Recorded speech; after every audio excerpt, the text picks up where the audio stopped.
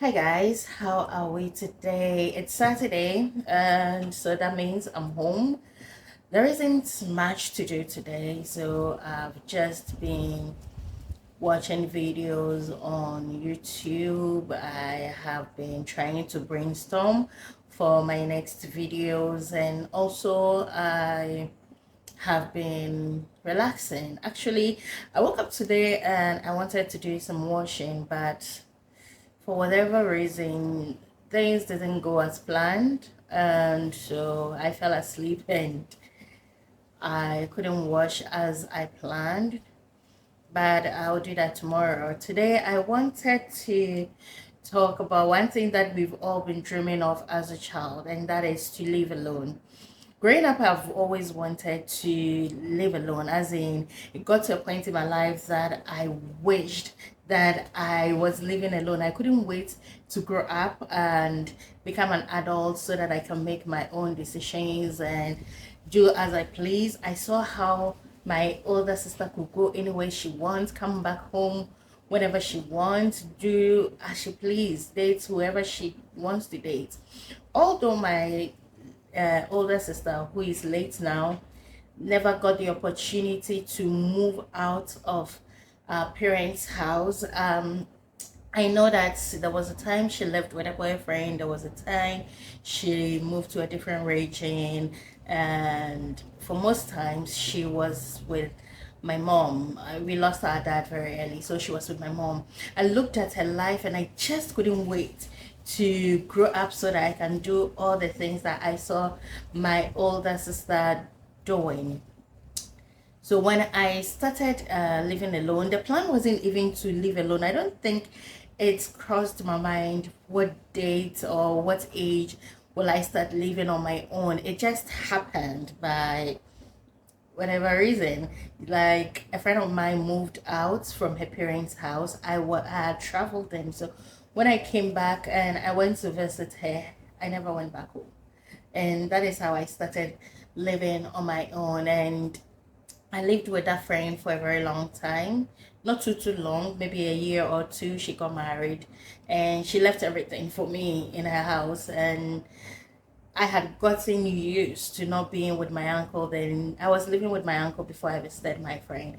And having lived with my friend for some time, I enjoyed everything, the freedom, not hearing my uncle talk, not hearing my uncle quarrel, not hearing my uncle complain and a whole lot. I got used to it, and so I didn't want to go back home, and that is how I started paying rent and living on my own. Now today I want us to talk about the challenges that comes with living alone. Every lady, every guy's dream is that when they reach an adult's age, they will be able to move out of their parents' house and just live alone. Some get that opportunity and others are unable to get that opportunity because some parents are very strict, and so you will have to live with them till you get married before you move out of their house, especially when it comes to African setting. Here, it was lately that parents agree for you to move out and live on your own. In the past, we had the belief that, especially as a lady, you should live with your parents till a man comes to marry you and take you to his house. It's more like a respect, an honor to your parents for whatever reason. Well, but things have changed. People now, because of various reasons, have to move out from their parents' house. Mostly they are of age. They are probably working and can afford to take care of themselves. For others, it's because of the nature of their job or the location of their job.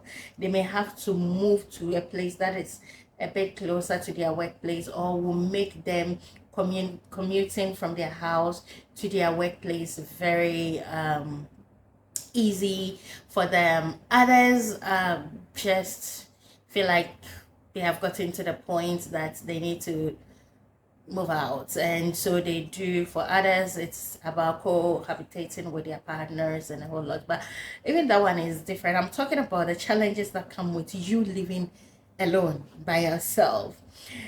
Most times we look at the freedom that we'll get, that we can go out and come anytime we want, we can eat whatever we want. Unlike our parents' house, that we eat what our mothers prepare, whether you are craving for that food or not, whether that's what you want to eat or not, you just have to because that's what is available. By living alone, you know that you choose what you want to eat and when you want to eat. So it is that freedom that comes with living alone that everybody was dreaming of, so that they can move out. But nobody talks about the challenges that comes with it. So one of the challenges that I faced when I started living alone was that it was expensive. It still is expensive because day in and day out things are prices increases, and so it gets really expensive. You're buying your groceries, you're paying your bills, you're getting your toiletries, you're transporting yourself, you're feeding yourself, everything. It becomes very, very expensive. And I always say if you have your parents still alive and you are able to go to their pantry or their storage room to pick some groceries home, you should always say a prayer for them, because some of us unfortunately do not have that. We can't go to our parents, or we can't go to our parents' house to grocery shop in their pantry or in their storage room. So we'll have to buy these things ourselves, and that is it. It's really expensive living alone. It also comes with some level of loneliness. I have lived alone for over 10 years and I have gotten used to being by myself. But one of the challenges that comes with living alone, especially if you're someone who lived in a family, in a house with your mom, your dad, your siblings, today, thus, tomorrow, dad, you get bored easily when you start living alone, because now you're not fighting with your sister over a clothes, or you're not fighting with anyone for eating what you put in the fridge. Wherever you leave everything, that is where you will find it when you come back.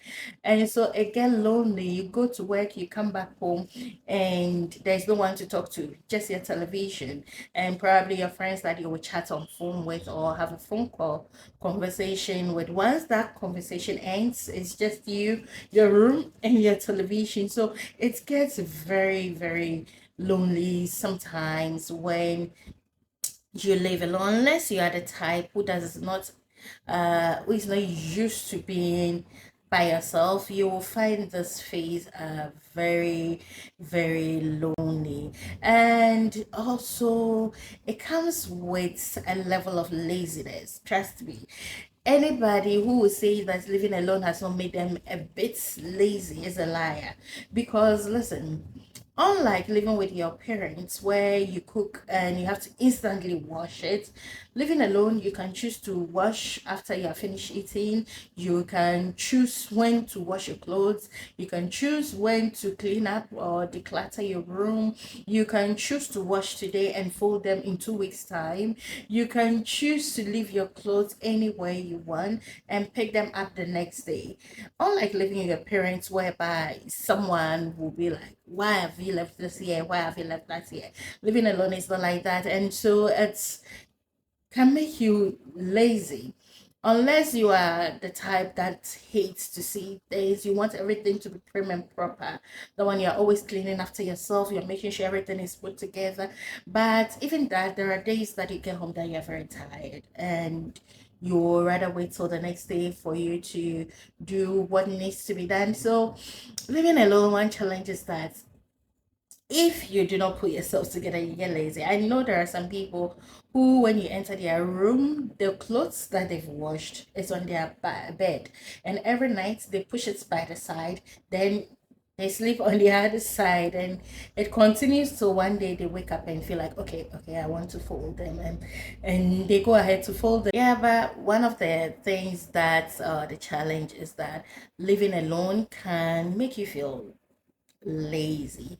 So it's also living alone can make you overspend sometimes, because you are always calculating. Whenever you have money, you will want to at least satisfy a craving or two, and when that happens, you just get all the things that you feel like eating and all that, and you just eat them. Tomorrow will take care of itself. So sometimes you overspend, but there are also the good side where you know that this is what I have, and how I manage it is up to me. So you then become someone who is more like an accountant, always budgeting, always counting your money, always wondering where your money went to.